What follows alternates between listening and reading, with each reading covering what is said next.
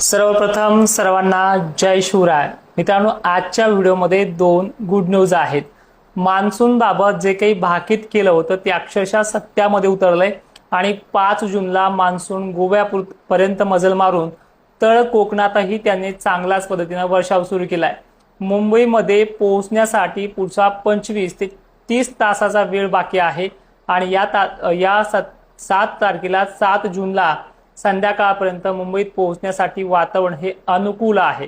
महाराष्ट्रामध्ये आणखीन 4 दिवस म्हणजे 7, 8, 9, 10 ते 11 तर काही ठिकाणी 12 तारखेपर्यंत मान्सून पूर्व पावसाची मेघगर्जनेसह हजेरी लागणार आहे।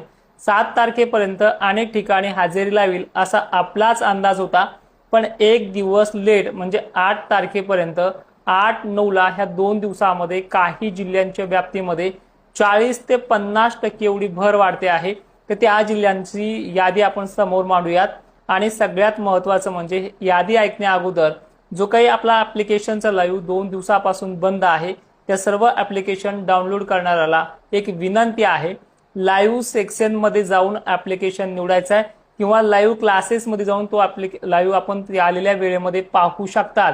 लाईव्ह घेत नाही, लाईव्ह दिसत नाही असं म्हणू नका। लाईव्ह तिथे असतोच, पण तुम्ही तिथे जाऊन बघत नाही। लाईव्ह क्लासेस नावाने जे काही विकल्प येतो तुम्हाला वरच्या रेषेमध्ये, ज्यावेळेस तुम्ही तो पॅक निवडला त्या पॅक मध्ये तिथे जाऊन पहा, लाईव्ह घेतलेले सुद्धा दिसत आहेत। ठीक आहे, आता विषय राहिला 8 आणि 9 तारखेला जी व्याप्ती वाढणार आहे त्या व्याप्ती असणारा जिल्हा कोल्हापूर, सांगली, सोलापूर, साताऱ्यापर्यंत मजल चांगले आहे। अहिल्यानगरचाही समावेश या सोमवारच्या आणि मंगळवारच्या 8 आणि 9 तारखेचा स्पष्टपणे मॉडेलनुसार व्यक्त होतोय। यामध्ये बीड जिल्हा, अहिल्यानगर, पंढरपूर परिसर, तुळजापूर परिसर सुद्धा आहे। सांगली, सातारा, धाराशिवचे सुद्धा जवळपास सर्व तालुक्यामध्ये अनेक ठिकाणी हा मेघगर्जनेचा पाऊस असेल। मित्रांनो, हा अवकाळी आहे पण 100%ची व्याप्ती नाहीये। 45 ते 50% एवढी व्याप्ती याच्यामध्ये दिसते आहे। आतापर्यंतच्या व्याप्तीच्या तुलनेमध्ये ही दुप्पट वाढ असणार आहे। त्यामध्ये लातूरचाही समावेश आहे, परभणी, बीड जिल्ह्याचा सुद्धा आहे, माजलगाव, वडवणी, गेवराई पट्टे सुद्धा आहेत, घनसावंगी, अंबड, परतूर तालुक्याचाही समावेश आहे, मंठ्याचा सुद्धा अनेक भागांचा याच्यामध्ये समावेश आहे, जिंतूर पट्टे सुद्धा आहे। इकडे हिंगोली पर्यंत याची मजल या 2 दिवसानंतरच्या येणाऱ्या पावसाची असणार आहे। नांदेड पट्ट्यातही ठिकठिकाणी हा पाऊस आगमन करणार आहे। लातूरचा सुद्धा निलंगा, अहमदपूर, उदगीर, सावंतवाडी, केज, अंबाजोगाईचा सुद्धा समावेश या वातावरणामध्ये असणार आहे। मित्रांनो, याच दरम्यान दक्षिण महाराष्ट्रातले आणखीन कोणते भाग जाऊ शकते हे देखील पाहूयात।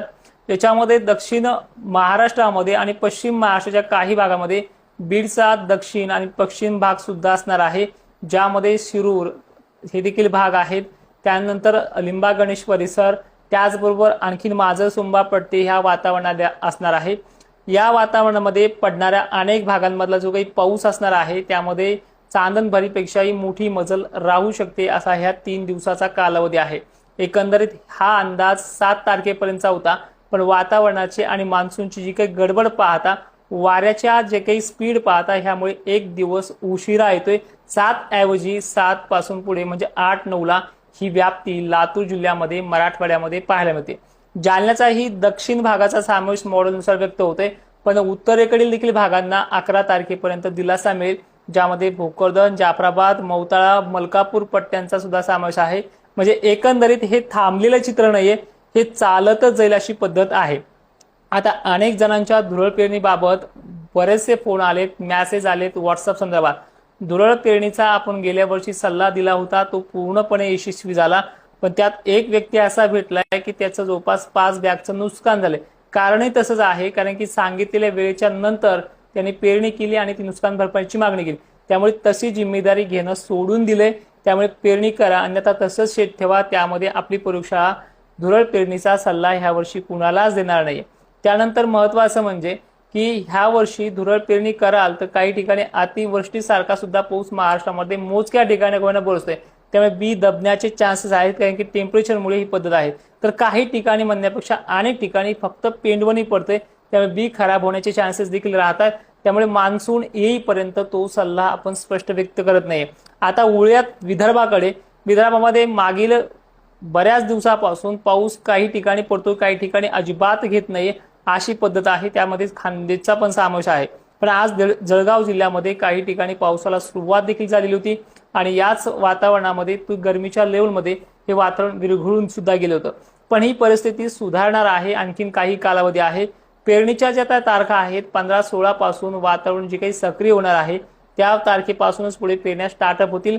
आणि तुम्हाला मागच्या ज्या काही अपडेटमध्ये जवळपास 8 दिवस झाले त्या अपडेटमध्ये सांगितल्याप्रमाणे आणि मान्सूनचा जो काही रिसर्च रिपोर्ट होता 5 मार्चचा, त्या रिपोर्टमध्ये सांगितल्याप्रमाणे 15-16 पासून स्टार्टअप होऊन ह्या 15-16 सगळ्या महाराष्ट्राच्या पेरण्या होतील असं काही नाही।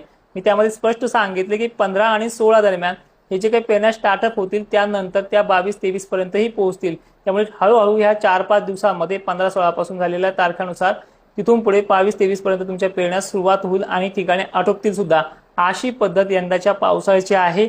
आणि मान्सून बाबत अजूनही महत्त्वाचं सांगायचं झालं की मान्सून मुंबईत येत्या 36 तासाच्याही आतमध्ये 30 तासामध्येच पोहोचतो आहे। तिथे पुरत तो जवळपास 5-7 दिवस मुक्काम जरी घेतला तर 15ही तारीख निवडू येऊ शकते। त्यामुळे सर्वांना ते सुद्धा अगोदर सांगितलेलं आहे। आता सध्या जी परिस्थिती आहे गरमीच्या लेवलचा आणि उष्णतेचं वातावरण किती दिवस राहील, महाराष्ट्रामध्ये सध्या जी काही मान्सून पूर्व पाऊस आहे, मान्सूनच्या पावसामध्ये हे टेम्परेचर कमी होत असतं।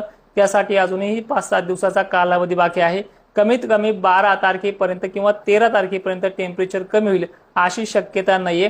मात्र उन्हाळ्याच्या टेम्परेचरच्या तुलनेमध्ये 3% ते 4% जी काही कमतरता सांगितली ती अनेक भागांमध्ये पाहायला मिळते। खान्देशचं आणि विदर्भाचं तापमान 12 ते 13 तारखेनंतर कमी होईल। मराठवाड्याचं आणि दक्षिण महाराष्ट्र तापमान सुद्धा 11-12 तारखेलाच कमी होईल।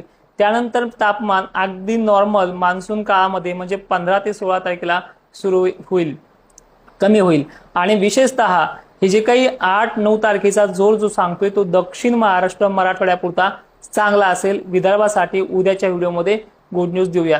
तोपर्यंत जय शिवराय, धन्यवाद।